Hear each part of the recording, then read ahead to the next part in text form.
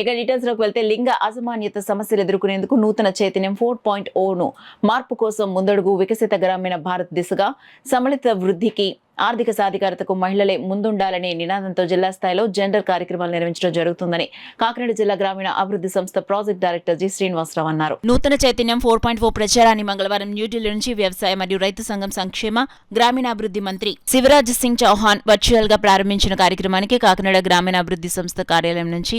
RDA PD G Srinivasarao జిల్లా సమాఖ్య సభ్యుల సిబ్బందితో కలిసి హాజరయ్యారు. ఈ సందర్భంగా డిఆర్డీఏ పీడీ శ్రీనివాసరావు మాట్లాడుతూ కేంద్ర రాష్ట్ర ప్రభుత్వాలు సంయుక్తంగా లింగ సమానత్వ సమస్యలను ఎదుర్కొనే లక్ష్యంతో ఈ నెల 25 నుంచి డిసెంబర్ 23 వరకు నూతన చైతన్యం 4.0 మార్పు కోసం ముందడుగు వికసిత గ్రామీణ భారతదేశగా సమ్మిళిత వృద్ధికి ఆర్థిక సాధికారతకు మహిళలే ముందుండాలనే నినాదంతో జిల్లాలో లింగ సమానత్వంపై ప్రచార అవగాహన కార్యక్రమాలు నిర్వహించడం జరిగింది. వీడియో కాన్ఫరెన్స్లో ఏపీడీ